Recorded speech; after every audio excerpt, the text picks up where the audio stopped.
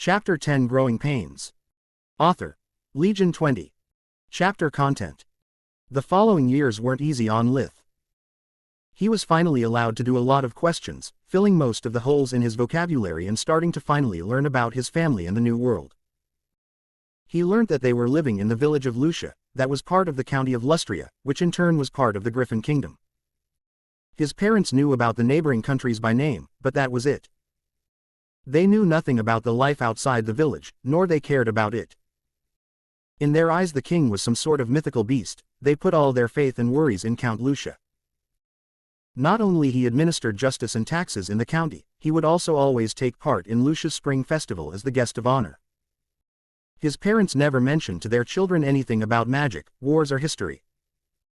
They only told them tales that could be easily dismissed as bedtime stories even in this new world. All of their stories were filled with beautiful princesses, valiant heroes and villainous tyrants.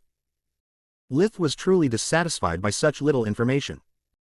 He wanted to know what was the planet's name, what was the stage of scientific development it had developed.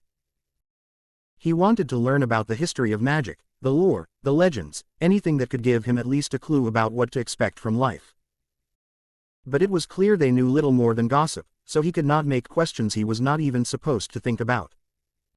At least his family tree was much easier to fully understand. Alina and Roz had married very early, even by village standards, barely 16. Roz, being an only child, had inherited his father's farm, where they were currently living. Alina got pregnant shortly after the marriage, giving birth to the twins Eliza and Orpel. Then she got pregnant again every 2 years. That meant that Roz and Alina were currently 25 years old, Eliza and Orpel 8 years old, Tryon 6 years old, Tista 4 years old and finally Lith 2 years old. In fact, most of the information were leached from his siblings' questions. Lith was mostly limited to a "what's this? Why is that?" kind of question. Spending more and more time with the rest of the family, he also discovered why, despite his father owned such a nice farm, with its own barn and henhouse, had so much problems putting food on the table. Tista was born with a congenital condition that prevented her from doing any physical exertion and made her also prone to illness. Fast pacing was enough to leave her out of breath. She would choke from time to time, and when things were about to turn for the worse, the cough would become violent. At that point one of her parents would have to run to the village to let Nana visit and heal her. But she could not really cure her, only alleviate the symptoms and return her to her natural state. And while a checkup wasn't expensive, the treatment was. Also, even if Roz did go picking her up and then brought Nana back home, it would still cost an extra. Doing a round trip meant her losing business, so she required compensation.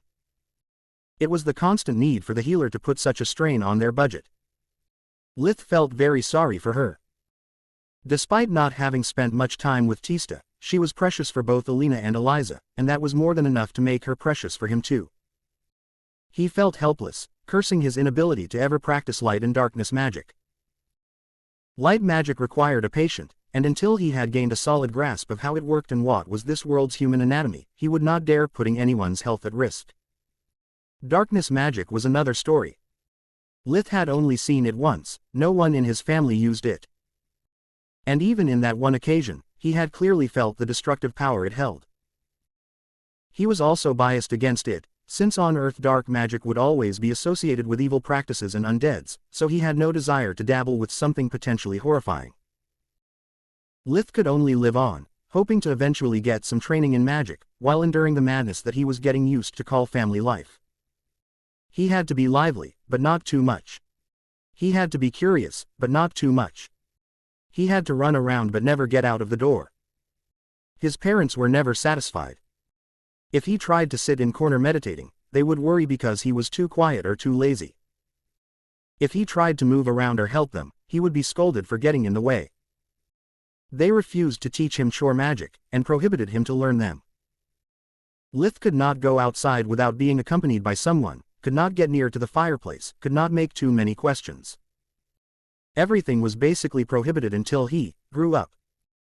More than once Lith wanted to scream, "I may be biologically young, but I am actually the oldest in here, damn it." But all he could do was suck it up and obey. His feud with Orpel never resolved, and he could clearly feel Tryon's hostility on his brother's behalf. Clearly Orpal was for Tryon what Eliza was for Lith, his role model. Unlike Orpal, Tryon would not completely ignore him, even when their parents were absent. But Lith could clearly see that every time his brother helped him, it was just to be polite. There was no kindness between them. Lith quickly started ignoring him in return. I have already spent half of my old life being worried about dysfunctional family members. Been there, done that. So thank you, but no thank you. If you want to be a jerk, be my guest. I don't give a damn about you. These were his thoughts about the matter, so he let things fester. Once he became 3 years old, he could not take it anymore.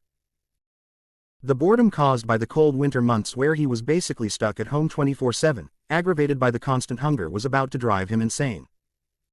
It was a stormy afternoon, and the family was gathered around the fireplace. Alina was teaching her daughters how to sew. Roz was teaching Orpal how to carve wood, while Tryon and Lith were only allowed to watch. They were still too little to handle any sharp object, even sewing was off limits.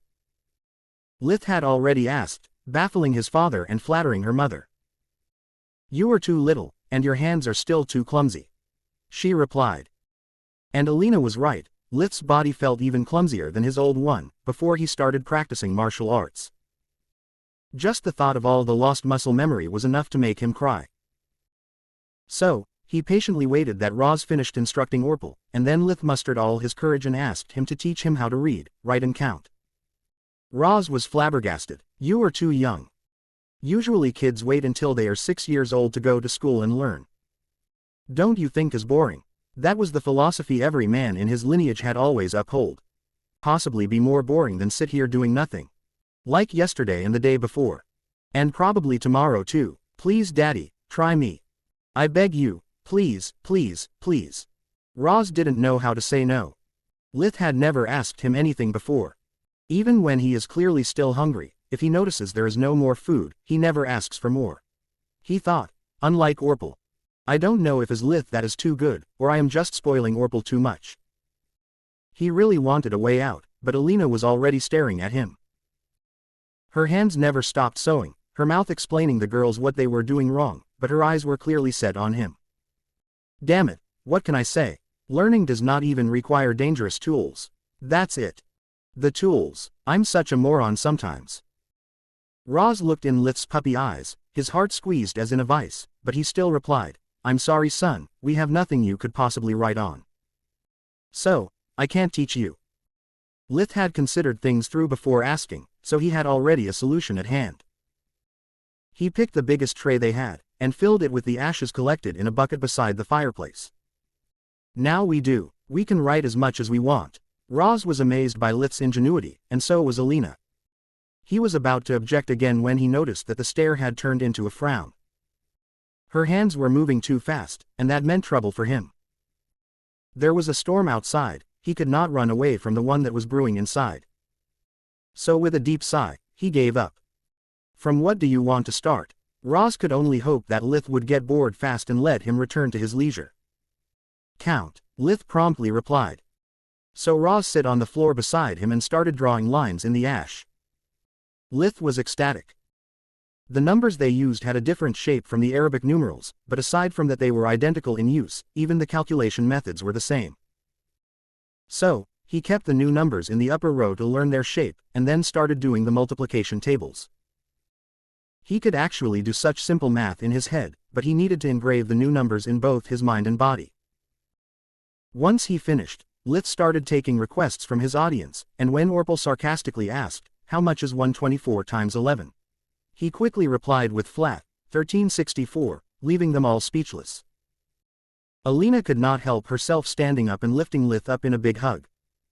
"My little genius, I'm so proud of you." In less than 1 hour he had mastered what it would take others a full year to do. Eliza and Tista soon joined her in the embrace, congratulating their little brother, while the male side of the family was still flabbergasted. In rural areas they learned how to count only to not get ripped off when they sold or bought merchandise. So, they remembered only addition and subtraction, letting the useless multiplications and divisions fade away in their minds. Reading and writing required more time, but it was equally simple. Lith already knew most of the words and how to spell them. He only needed to learn the alphabet and memorize it, to be able to read and write. Once again his family was stunned, and the only one not rejoicing with them was Orpal, left alone with his envy and scorn.